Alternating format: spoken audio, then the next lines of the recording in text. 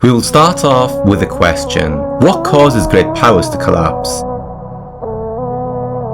How is it that the once freed Mongols were suddenly stopped in their expansion? How did the Crusader States of Outremer simply cease to exist? We've had powers in the past come and go, with various reasons put forward as to why. In our era, the United States has represented the most powerful civilization for at least the past 30 years. Yet, you get the feeling that it is a power on decline. But why? In this video, we will look at 2 red flags linked to leadership and the collapse of a great power. But before we start, please remember to give this video a comment, as this would help us on the YouTube algorithm, inshallah. Furthermore, if you haven't already, make sure you hit that subscribe button and to turn on notifications. Jazakallahu khairan. Red flag number 1. When the dumb and the stupid rule you. Now, listening to the American presidential debate that took place most recently, sometimes you can't believe what is actually being said. Suckers. My son was not a loser, was not a sucker. You're the sucker. You're the loser. That was the most recent president of the United States, throwing insults the way a 7-year-old would. But it's not just the Democrats who are portraying a childish behaviour. In this next clip, the Republicans decided to bring Hulk Hogan to rally the masses. Crime is out of control, the border is out of control, the price of food and gas and housing is out of control. And the only person who can clean this up is Donald Trump. This is a racist, adulterer, and a known liar. In no shape or form should a man like this have any credibility about who should govern the country. Now, much is said about Biden and his clumsiness, but both he and his former rival are just as problematic.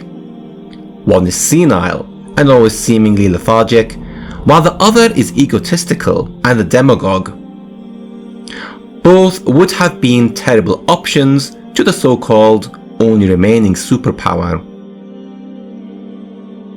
Centuries before them, the Muslim and Christian sources during the Crusade period acknowledged the significance of leadership and its role in either giving rise or dismantling a power. For example, in a letter addressed to King Richard, Saladin blamed the loss of Jerusalem down to poor leadership, stating, "Your conquest of it was an unexpected accident due to the weakness of the Muslims there at the time." Furthermore, Nuruddin spoke about his fear of poor leadership, stating, "I fear for the subjects and all the Muslims, lest there should come after me ignorant, evil-doing and oppressive governors." And this is because both Saladin and Nuruddin were well aware of the weak Seljuk princes that had governed the Ummah in the past, and how their incompetence brought about the vulnerability to the Ummah. But it's not just the Muslims who understood this important matter. When writing about the decline of Outremer, the Christian chronicler William of Tyre made a comparison between the weak Muslims of the past with the heroes that came to be. In his chapter, Why the Enemy Became More Powerful Against the Christians, Tyre writes, quote, "Those who feared their own allies, not less than the Christians, could not or would not readily unite to repulse the common danger or arm themselves for our destruction." Here, he essentially claims that the Muslims were unable to unite and feared the Christians. But this changed due to these following leaders. First, quote, "Zengi, a monster who abhorred the name of Christians as he would a pestilence." Second, quote, "Nuruddin, who, with the assiduous aid of Shirkuh, seized the ancient and wealthy kingdom of Egypt. And finally, quote, Salah ad-Din, whom we have had occasion to mention so frequently, a man of humble antecedents and lowly station, now holds under his control all these kingdoms. However, he doesn't stop there. Tyre also takes a dig at the current generation of Crusaders, stating, in the earlier times, those first revered men who came to the lands of the East, led by divine zeal and aflame with spiritual enthusiasm for the faith, were accustomed to military discipline. They were trained in battle and familiar with the use of weapons. The people of the East, on the contrary, through long continued peace, had become enervated. They were unused to the art of war, unfamiliar with the rules of battle, and gloried in their state of inactivity. Here, Tyre is stating that the current generation of Crusaders are not used to warfare and are weak, essentially unfit for battle.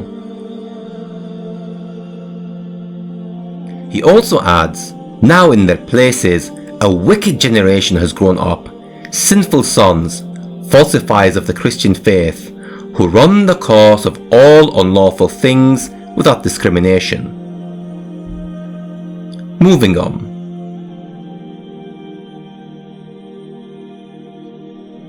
Red flag number 2. Divisions and hatred from amongst themselves.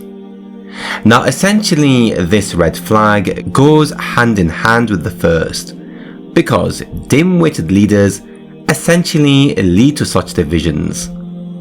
Divisions not only distract the power against its real enemies, but also weaken it due to their inner fighting. Again, if we go back to the Crusade era, we notice an interesting pattern. When the Crusaders had been at their strongest, it had been during a period when they had been united, and when the Seljuk princes were too busy going to war with one another. However, things had changed quite dramatically. Divisions became increasingly apparent within the Kingdom of Jerusalem, especially during the 1180s. On one side, you had Guy, Gerard, and Reynold, who preferred a more aggressive strategy, and on the other side, you had Count Raymond of Tripoli and William of Tyre, who preferred negotiations. Their hatred for one another reached its peak during discussions on who should succeed the leper king, King Baldwin. Ironically, Count Raymond, the more level-headed one, was accused by the historian Thomas Asbridge of, quote, trying to engineer an outright civil war. And this was because he refused to accept Guy as the new king, believing that he had been cheated out. Ibn al-Athir notes of the significance of the Crusaders' divisions and the victory it gave to Islam, writing, thus their unity was disrupted and their cohesion broken. This was one of the most important factors that brought about the conquest of their territories and the liberation of Jerusalem.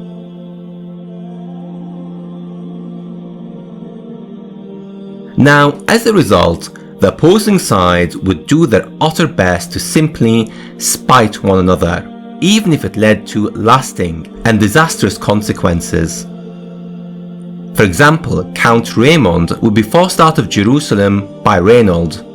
In return, Raymond had quite foolishly reached out to Salah ad-Din for help and even allowed him to pass his own territories unharmed in preparations for the Battle of Hattin. Earlier, Raymond had signed a temporary treaty with Salah ad-Din on behalf of the Kingdom of Jerusalem. However, Reynold de Chatillon would break the truce by attacking a Muslim caravan in the 1187 Common Era, triggering Salah ad-Din's outrage. and just before the Battle of Hattin itself, Raymond would advise against confronting Salah ad-Din. As a result, Reynold would accuse Raymond of converting to Islam, stating, "You have tried hard to make us afraid of the Muslims. Clearly, you take their side, and your sympathies lie with them. Otherwise, you would not have spoken in this way. As for the size of their army, a large load of fuel would be good for the fires of hell." The decision to confront Salah ad-Din would be a complete disaster for the Crusaders, as they would ultimately lose a decisive battle and lose Jerusalem shortly after. The ego and hatred within ultimately forced one camp to oppose any strategic position of the other out of spite, even if it led to significant consequences. In America today, we get that same feeling of hatred between the Republicans and the Democrats, with each focused more on destroying the opposition's reputation than promoting oneself. More recently, in a resemblance to Reynold, who accused Raymond of being a Muslim, Donald Trump accused Biden of being a, quote, bad Palestinian. Israel is the one, and you should let him go and let him finish the job. He doesn't want to do it. He's become like a Palestinian, but they don't like him because he's a very bad Palestinian. He's a weak one. He's a very bad Palestinian. He's a weak one. He's a very bad Palestinian. He's a weak one. Certainly, there are other signs of a declining power. However, being governed by incompetent leaders and experiencing deep divisions are two significant warning signs. Moving forward, it will be interesting to see how we will reflect on 2024 and the early 2020s. Will this period be marked as the beginning of the end of the post-Cold War era and for the American dominance as a whole? I guess we'll find out. Assalamu alaikum wa rahmatullahi wa barakatuh.